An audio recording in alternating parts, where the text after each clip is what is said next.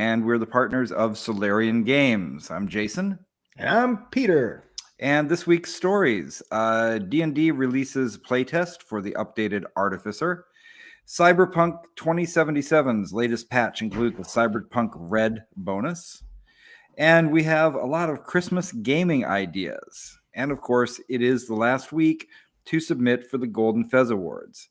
So we'll get right into that. But before we do, if you're watching on YouTube, please do us a favor and subscribe to our channel. We really need to get those numbers up a little bit so that YouTube notices us and recommends it. And if you are listening to the audio podcast, please give us a review on Apple Podcasts. These things make a big difference. They do. They do.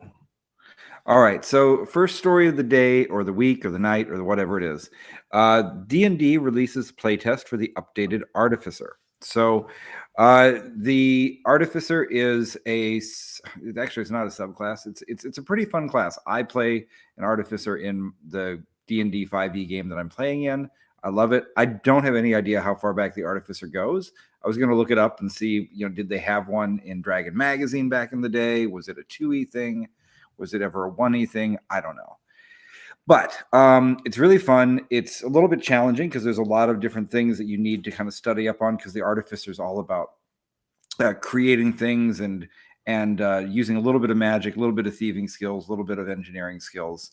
But it's been somewhat neglected. There wasn't anything about it in the 2024 Player's Handbook. So now, as the Unearthed Arcana gets ready to be released, there will be an updated Artificer. So they've released some of the playtest information, playtest stuff for that. So there's been some changes to it. Should be pretty fun if you play an Artificer. As an engineering guy, I bet I would like an Artificer. It is. It's really fun because when I'm not such a hack and slash gamer, I like to find clever ways to do things. So, for example, in the game tonight that I'm playing with Gabe as my DM, in the Undiscovered Lands, which if you have kids and they want to play in an after-school D&D camp, you can look for Undiscovered Lands. That's what he does, and he makes all of his own adventures. And one of them had this mad zombie cook that was looking for the chickens that had escaped from his kitchen, and he thought we were the chickens. He was attacking us. Luckily, the Artificer can very quickly come up with unique spells and things that they can do, including being able to put a voice on pretty much anything. So I was able to make a skull roll around the room clucking like a chicken, and we all escaped. So that's awesome. Fun to do. All right. Sounds good. All right, so the next one is Cyberpunk 2077. Latest patch includes a Cyberpunk Red bonus. So if you play the video game Cyberpunk 2077 and you haven't played the role-playing game yet, then this is your opportunity to get a free copy of a startup set of rules to play the game. If you already play Cyberpunk Red, there's no big deal for you. It's not going to give you anything you don't already have, other than there is a tutorial mission, which if you played, you probably don't need a tutorial mission, but it's a mission, and I'm sure you could do stuff with it. I mean, I like the idea of a tutorial mission. I mean, one where you actually get to kind of learn. You learn the tabletop game by playing, is what you're saying. Yes, that's correct. Great. I mean, everything should have that. We don't have that. Why don't we have that? So if you play Cyberpunk 2077, the video game, and anyone who listens to our show, I highly doubt that if you play the video game, you're not playing the role-playing game. But right, I've never seen the video game. I only know the role-playing game. So, but just in case, if you did the latest patch, the latest update, you will be able to find it in your the patch has been out for let's see. It said it's in a folder, so you have to look in the content pack in the update. I'm guessing that's only for PC, right? Because I wasn't considering the fact that like I have it for my Xbox. Mm-hmm. So I doubt I'd be able to get that package from my Xbox. I don't know how you do that, but anyway. I don't know. Is this artwork that we're looking at on the screen? Is this from the tabletop book? I think so. This was okay. Yeah, I believe so. Yeah, I have no idea. I have not been really into cyberpunk themed things for a while, but it always kind of draws you back. You know, you always just kind of get the feel for it. I think what it Yeah. was for me most recently is that I decided to watch the movie Ready Player One because Right. I'd just gotten done reading the book, which is one of the worst written books of all time to actually be published. Not like a vanity press. It reads like fan fiction. It's Right. horrible. And so I was like, I got to see the movie. I've got to see how bad it is. The movie's great. Yeah, I like the movie. Movie's really Yeah. good. Because they took the book and they just threw it all away. They just threw the whole book away and they kept the basic idea. And they made, I know it's a VR world, not a cyberpunk world that they do it in, but it's very cyberpunk in its Oh, it's very cyberpunk. flavor. Yeah. No, that could definitely be a cyberpunk world. Spielberg did such a good job with it that I want Spielberg to get the Cyberpunk 2077 movie. Oh, that would be kind of cool. Have you ever watched the cartoon, the anime? No. Oh, it's good. It's really good. I've watched it twice. Okay. I rarely do that. Well, it looks fun. So, maybe 2025 sounds like a cyberpunk year. It does. It's a very cyber. If you're going to write a cyberpunk story set in the near future, 2025 would have been a good year to pick. Mm-hmm. So let's make 2025 a cyberpunk year. Sure, why not? All right. Well, hey, Merry Christmas. Yeah. Happy New Year. Mm-hmm. Happy Hanukkah. That's all we got this time of year. We already got the other big ones out of the way last month.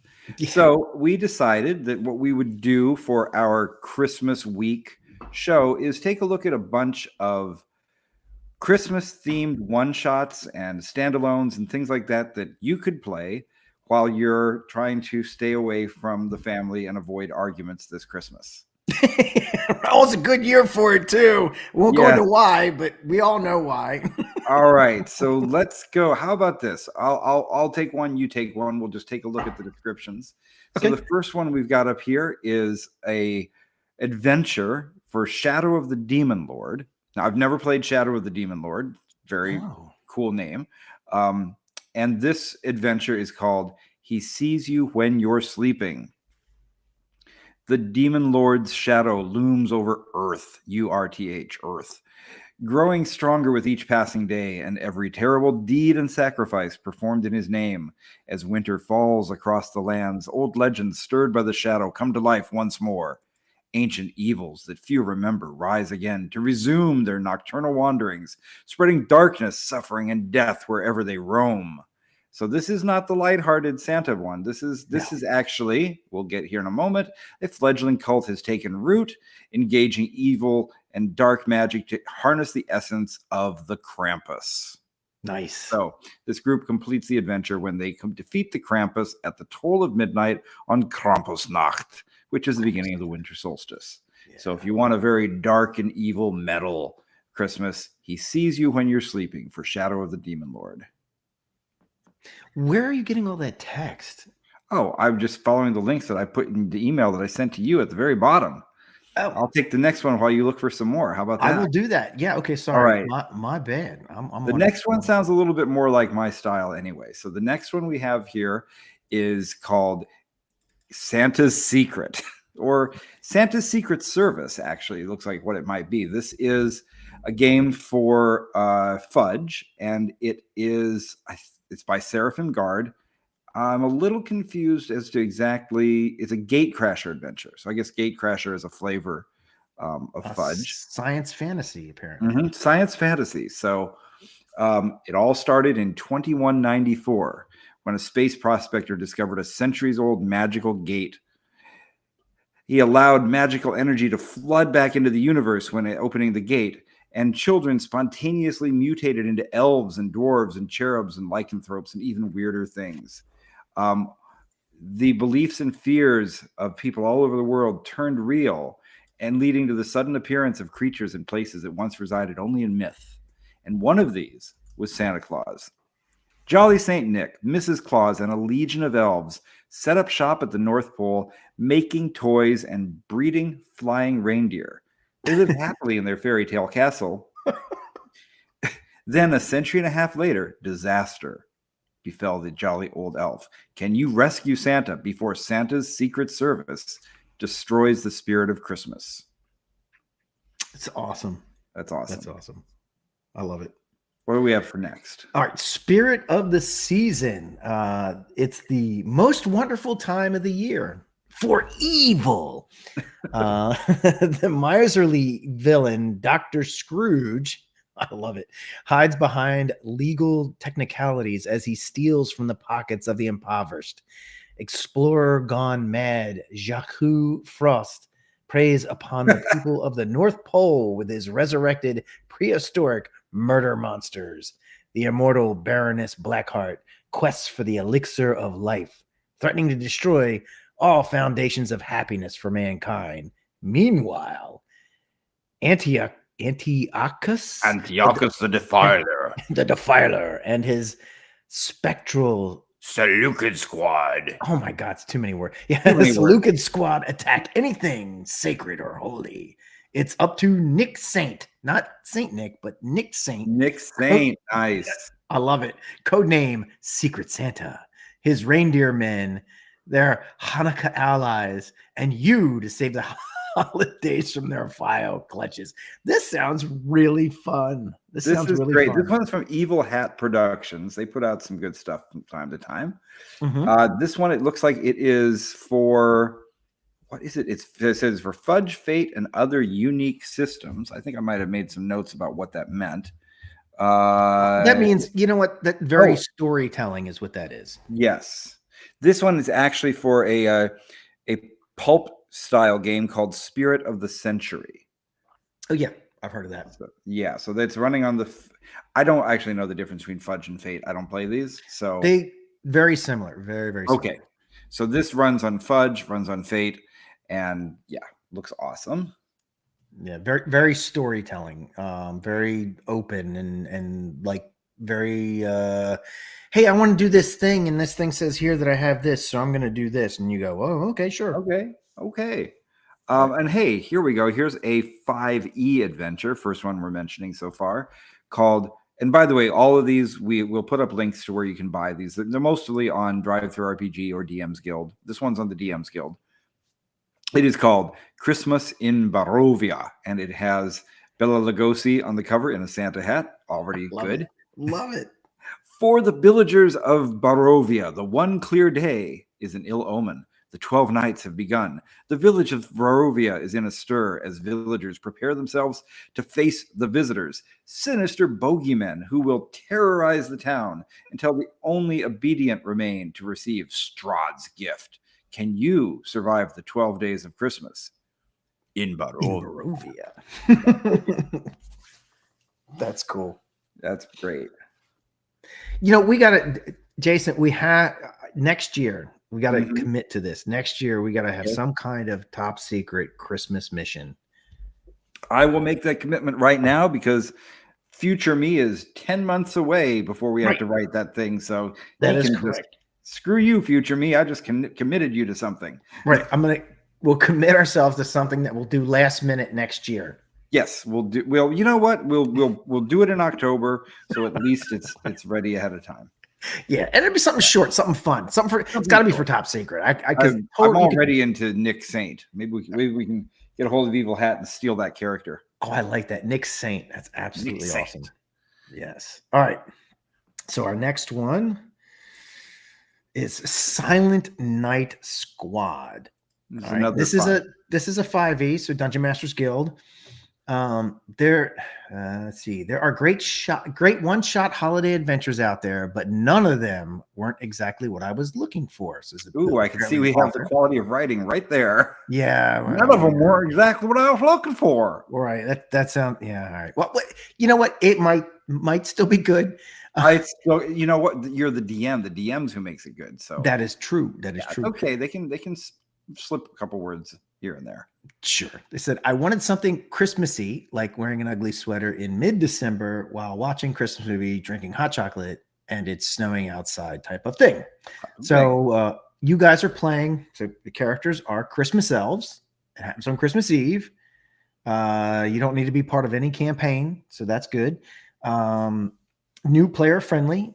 And then let's see, you'll need to explore and do a bunch of checks to complete their mission to help Santa. and follow a trail that will lead the players to a lair where there'll be lots of traps and some fighting. So it sounds like you're going to be a bunch of elves helping Santa, and you're going to go on an adventure, and there's going to be traps and fighting. So that could work. 4 characters, 4th level, comes with maps. Yeah. Well, we love some maps, some Santa maps. So probably good. All right, the next one we have up here. Here's our first complete standalone RPG. I think I think it might just be a free download, because I was going to say it's a pay as you wish, but I noticed I'm looking at it on a Google Drive, so maybe they just put the link up. I gotta tell you, this is intriguing. Honestly, when I first saw this, I was like, "Well, I really want to know more about this." Well, we got to describe this art for anybody who's not watching on video. So we have got Santa sort of looking like Moses, sitting in front of what appears to be a pyramid in the background while he's in the desert, holding a sword in one hand and his scroll of names, naughty and nice names, but looking a lot more like a biblical scroll, while these sumo wrestler clad small elf people sort of swirl around him, entreating him for something. And one of them seems to be pulling another creature up from a hole in the ground. This looks very Old Testament. It does. It does. And you know what? I'm going to keep the explicit label off of our podcast for this week by not saying what it's based on. It is, but I will say it is based on another game called F, It's Dracula. Oh, wow. Okay. Yes. Apparently there's a game called It's Dracula. And so they changed it to Hark, It's Santa. Okay. The original F, It's Dracula was written by Levon Janian, and this game's written by Mel D'Amato. And in this, you are simple villagers on the desert planet Blitzen. It's 3400 AD, and humans live throughout the galaxy. A sleigh-shaped pod just crashed to the north. So the system looks very simple. It's just got 4 stats. Yeah. And you roll 1d6 for each of the stats. Those stats are assail, comprehend, mirth, and survive. This is so crafty. Yeah, you get 1 item from the list. You get a 1d6 to get either a golden birch switch, a smoking pipe, coal, a book, a box of matches, or a dove. And one player is the Santa Master, and everybody else is here to investigate the sleigh, find Santa's workshop, and confront or resolve by the end. So, looks very fun. Yeah, this is a very simple, super simple thing. Again, probably something you play one time, but that's cool. This time of year. Yeah. Yeah. Yeah. We'll if anybody plays it, let us know. Yeah. All right. So that's a little more mysterious. The other one shot we have is a little more family friendly. Okay. Rooftops and reindeers. Awesome. This is looks like it's a pay what you want. Mm-hmm. And it's on drive-through. Spin up your dentist drill, take the reins as a rampaging slayer, or even bring peace as a merry mirth weaver, and become the protagonist in your own magical Christmas special.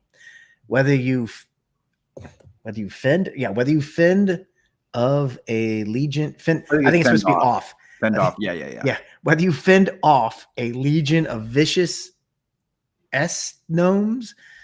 I'm assuming there's Santa gnomes, Skanomes. Snomes. Okay. All right. Okay. Protect your home from ravenous wet bandits. Ew. Match wits with the Willie Jack Frost, or awkwardly tiptoe around Zwarte. Oh no. Piet. Zwarte Piet is not somebody you want to expose children to. What is Zwarte Piet? I don't even know what that is. Zwarte Piet. So you know how there's very different Christmas traditions depending on which country you go to, and Krampus is funny, and here we say Santa Claus. In England they say Father Christmas. Yeah, that's okay.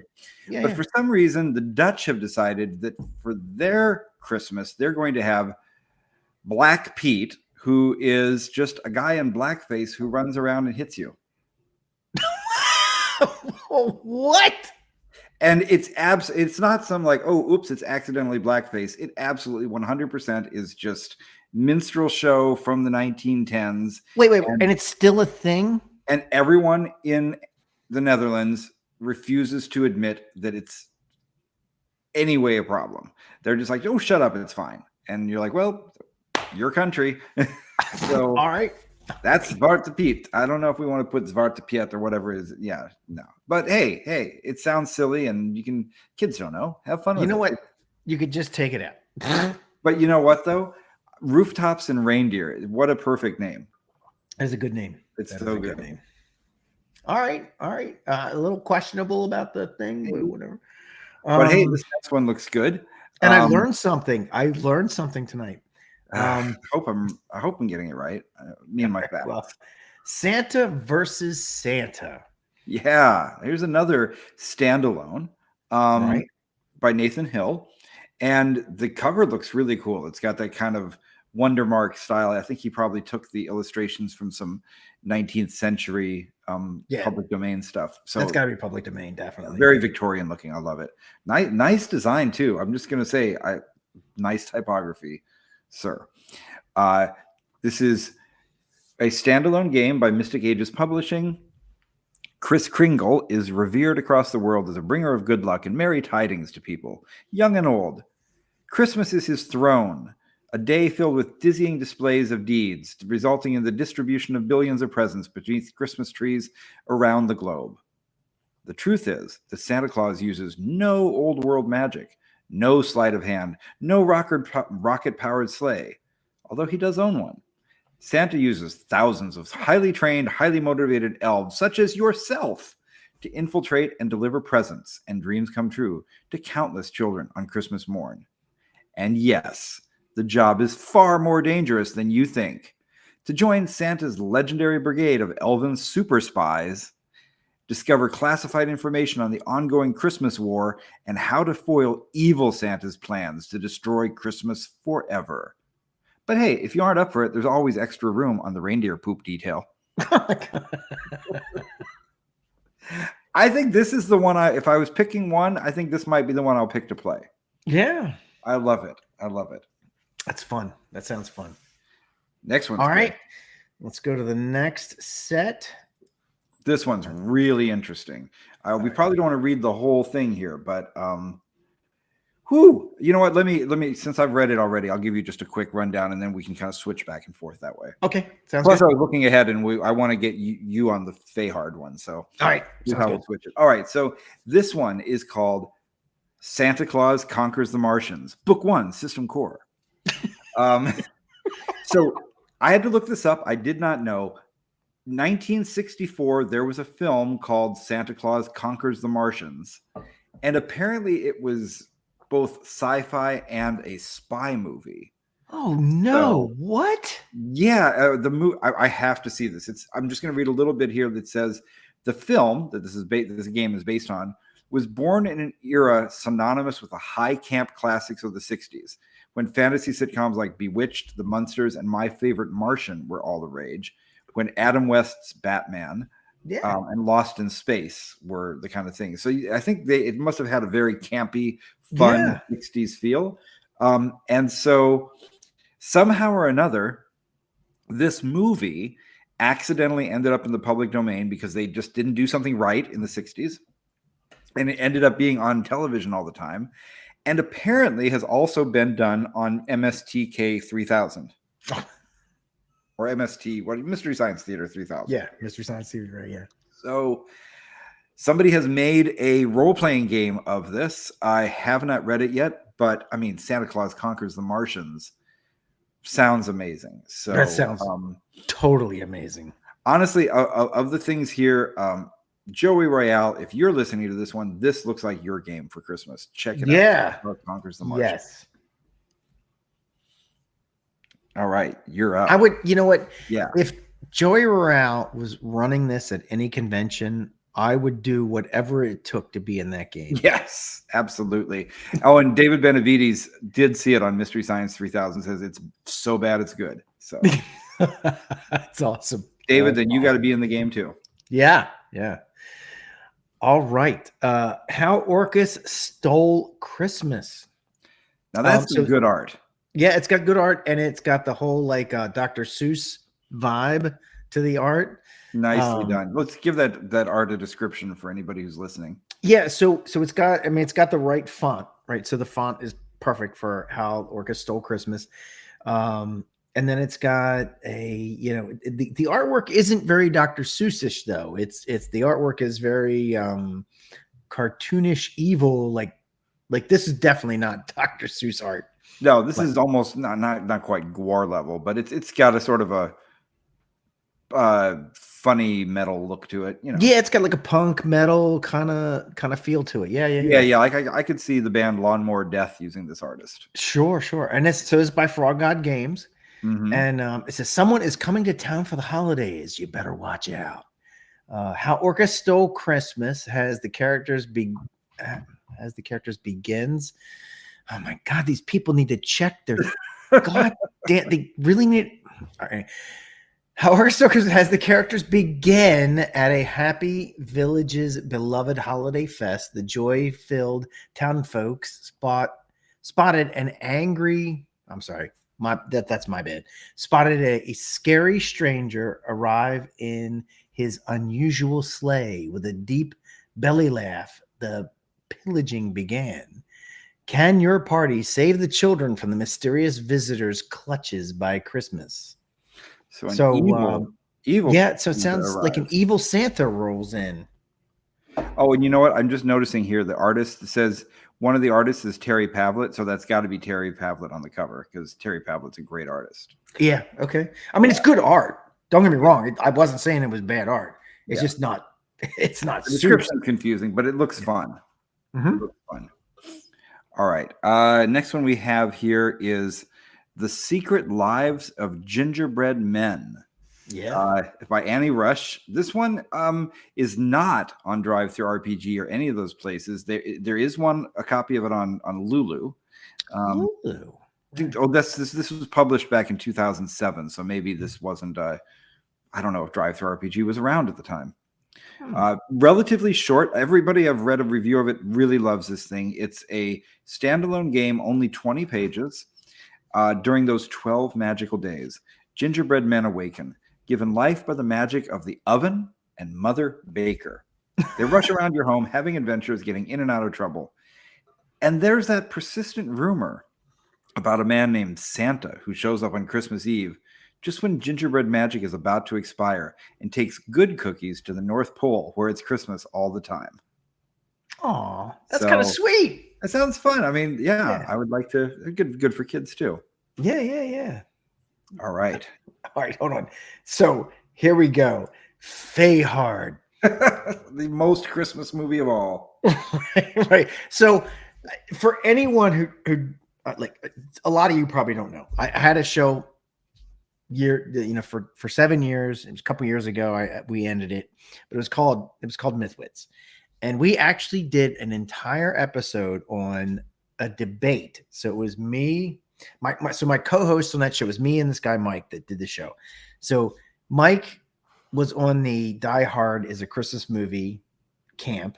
And I was on the Die Hard is not a Christmas movie camp. And to be, I love Die Hard. Don't get me wrong. I love it. But I have certain criteria. And I'm not going to go into it because it's a whole show in and of itself of whether it is or isn't. I don't care. If you're on board with it, cool, whatever. Don't care. I'm not. But I love that debate. I actually love it. And so we did a whole episode on it. But anyway, so Jason knew this would be a winner for me. So this is and we did, and you can look in our videos, we did a top secret our take on Die Hard. We did a top secret adventure, which James wrote. Yeah, which James wrote, which was a Die Hard version of Top Secret. And again, it's not a sell thing. We did that for fun. It was totally for fun. Yeah, there's only notes. We can't actually publish it, so we just have notes for it. Yeah, it's just fun. We might even run it at conventions or whatever. But anyway, so Fayhard is a 0-level funnel. What does that mean, 0-level funnel? I have no idea. I don't know what they mean by funnel. But we should say at the outset, this is for Dungeon Crawl Classics, DCC. Yeah, DCC. It's intended for 16, 32, 0 level. I don't know what any of that means. What Characters does that divided mean? evenly among 4 to 8 players. 16 to 32 0 level characters. So I guess the idea is that everybody gets 4 characters. It could be. So there's probably a lot of death. Well, yeah, So- if there's 0 level for sure. Right. So terrorists have seized Nakato. No, that's not right. Unseelie fairies have seized Nak Marab, long enslaved in a fairy mound for past dealings with the local fae. You wake to the slaughter of your jailers. Is this your chance to escape? Will you rescue your overlords? Is it time to fay hard? Shinobi 27 Games proudly presents Fay Hard, a DCC RPG 3PP final. I don't understand what any of that means. Nope, but it looks good. But it looks good. It looks It cool. looks good. And anything, honestly, and I love this picture. So if you're listening to this as a podcast, you're not watching a video, the cover has a leprechaun-y looking, generically Irish looking guy. Well, I mean, I feel like he's almost supposed to be a cross between Alan Rickman and Bruce. Come on, help me out here. Bruce Willis. Bruce Willis. Yeah, like, kind of. It's kind of like if you melded the two of them and drew them as a leprechaun. Yeah. Yeah. So I don't know. You know what? I would play it just because it leans into the Die Hard thing. I'm in. I can see there's sort of the other thing is like a Christmas tree, but it's also sort of Nakatomi Plaza because you see the explosion at the top of the Christmas tree. Yeah. And yeah, it looks good. Like you said, I'm in. I'm in. Looks good. All right. So let's go to the next one. All right. So the next one, this one you cannot buy, unfortunately, unless you go on eBay. So the next one is an adventure called A Fluffy Wonderland. And this was published in Polyhedron number 78. So I'm not sure exactly what year that was, but this is written for 2nd edition AD&D. And it is for 4 to 6 characters. I'll give you just a little bit of an intro here. The tree is up, the wreaths are hung, the apple cider is bubbling in the pot, and colorful paper chains are strung across the doorways. As you sit back to observe your handiwork, contented grins spread over your faces. Everything looks perfect. However, a loud rapping at the door interrupts your holiday thoughts. There in the doorway stands Penny, the mayor of Elau, looking radiant in her fox fur coat, lightly dusted with a powdering of new fallen snow. Next to her is a sack bulging with odd-shaped objects. Penny addresses everyone with a tentative season's greetings. Then her lower lip begins to tremble and her eyes fill with tears. Burying her face in her hands, she begins to sob, "What will I do? What will I do?"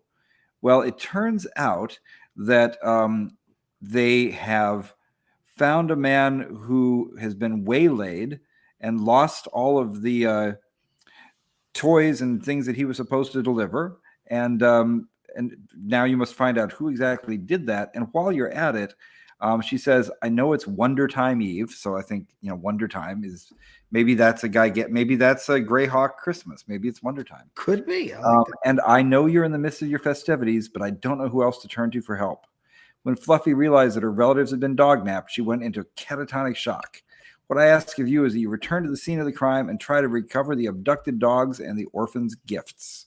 And then we can see up here on the screen, there's a map of the Wonderland town with some great things in it. So the appeal of this one is published by TSR, technically, because it was in Polyhedron, and is completely set up for 2nd edition AD&D. So any old school AD&D player will appreciate that. And the map here, there are some ice peaks, there's yetis, there's a frozen village. Auntie Claus lives nearby. There are ghosts. There are 3 ghosts: the ghost who spoils the future, the ghost of Wondertime Presence, and the ghost of Wondertime Path. It looks really like they put a lot of work into this. It looks a lot of fun. All right. Sounds and cool. Dave Benavides said on that last one, a funnel is when you get 4 0 level characters, and if they die, they die. It's to funnel the final character. Oh, I see. So it's like one of those ones where you go to a convention. It's a good convention game where you just play and your character dies, you get another character, and you just keep playing. Yeah. All right. Awesome. So let's go to this last one. We have All right, one you get more. the last one here. And Jason did this because I'm a gigantic Flash Gordon fan. Like I love, so just give you guys a little history. When I was a kid, I didn't see Star Wars in 1977. I wasn't one of those ones. I didn't see Star Wars until right before Empire Strikes Back came out, and they re-released Star Wars in a theater, and I actually saw Empire Strikes Back before Star Wars. I mean, I know that's crazy, right, for a nerd. But Flash Gordon was the first sort of kind of modern era sci-fi movie that I saw. So for all you out there who saw Star Wars as sort of your first modern era like sci-fi movie, Flash Gordon was my first like modern sci-fi thing. So my Flash Gordon is is most people's Star Wars. So that's why I love Flash Gordon so much, because I know I get it. It's not a great movie, whatever. I love it. I love it so much. And so anything Flash Gordon, I love. So we have this Flash Gordon. 'Twas the night before Crystal Fest one sheet. And this is Savage Worlds, and I love Savage Worlds because they have these like one-page adventures. So they literally can fit an adventure in one sheet of friggin' paper, which is amazing to me. And so they have this, and it says the heroes intercept a desperate cry for help originating from the extreme western corner of the ice kingdom of Nakwick, a vast ice sheet known as, oh my god, QUAR require. There they discover a group of ill-equipped giants who have been cut off from their village by an avalanche, leaving their children and the infirm on their own. The heroes are tasked with finding a way into the isolated valley and defending the village against voracious sea creatures and mysterious visitors who arrive in the night. So anything Flash Gordon, I love. I'm in. It looks great. So Savage Worlds, I love Savage Worlds. Yeah. Oh, well, here's the Christmas bit of it. So for them, it's I don't know all of the lore around Flash Gordon, if they've ever established things like what a Crystal Fest is. Have you heard of that before? No, I'm not. Might be new. Okay. Well, you know what? There are all these Flash Gordon books and comics and serials back in the day that there's probably a lot of lore we just don't know. But in this one, it says the party learns that immediate assistance is required in Nakuk. It seems that as part of an annual midwinter celebration, all of the healthy adult giants from the village of Vimbin ventured out across the ice to acquire a rare limpid spike, a tree-shaped structure comprised of ice and feather frost, to grace the village square for the commemoration of Crystal Fest. An avalanche choked the valley, blocking access, and the giants are now unable to bypass the snow and ice before they fall victim to an approaching threat. So this is where you have to come in and save them because of the ice storms and everything else that have happened during Crystal Fest. Right. It looks great. Yeah. There's colossal ice crabs. There's snow stalkers. There's something called the Luminex, night visitors, all kinds of fun. And look, the Savage World folks, they just they knock it out of the park every time. Like the Savage Worlds is always awesome. It's amazing the work that they do. Pinnacle is just, honestly, they just really. I'm surprised you're not running a Flash Gordon RPG campaign right now. Then, yeah, so they did a slipstream. What is it? The term they use is I can't remember what the term they use, but they have the slipstream is sort of like a kind of like a Flash Gordon adjacent thing, and It is really awesome. We played it. We did the whole thing as our gaming group, Right. and it was amazing. And I honestly I love Savage Worlds. I think it's really amazing. That's really cool. So hey, there are a lot of, and there's a lot more than that. If you go start searching through a bunch of RPG forums, you'll find so many more suggestions out there. So this holiday season, find yourself a cool one shot, get some people together, and play some Christmas games. Yeah, and like we said, Jason, we're definitely gonna do one next year for Yes. Top Secret. We definitely will. So, hey, thank you to everybody who has been listening to the show for this first 23 weeks that we've been doing it. Yeah. Yeah. So I think we're getting going on this. And we will keep doing more of these in the new year every week. So for everybody, I hope that people are where they want to be this Christmas in the situation they want to be in. For those that aren't, I hope that you find some way of finding some joy during the season as well. Right, and it's not only about Christmas. Whatever you celebrate, whatever it is, whatever solstice or whatever you don't. Whatever you don't. Right, exactly. Whatever you don't. And you should still get some hot chocolate though. Definitely, hot chocolate is always good. But so one of the things I want to mention is that we at Solarian Games we try to bring a bunch of stuff to you as much as we can, but it has been difficult to like deliver a bunch of content. But Scott Congable, right, has really been working like the Top Secret stuff. He's been doing a lot of good stuff. So please make sure you check out what Scott Congable has been doing with on his drive-through page. So it has really been fantastic, the stuff he's been delivering. Yeah, absolutely. Please check that out. And we still have a winter sale going on. So if you go to solariangames.com, there's a link to the store and everything's on sale. We'll be restocking soon. So there's a few things sold out, but we'll get those restocked after the holidays. And, come and see us at conventions and all that kind of stuff. Yeah, because we got Page coming up. So Page, TotalCon, and Rising Phoenix. Yeah, lots of good stuff. The next couple. So to everybody, Merry Christmas, Happy New Year, Happy Hanukkah, Happy Festivus for the rest of us. Whatever it is you celebrate. Happy holidays. Happy holidays. And we will see you next week.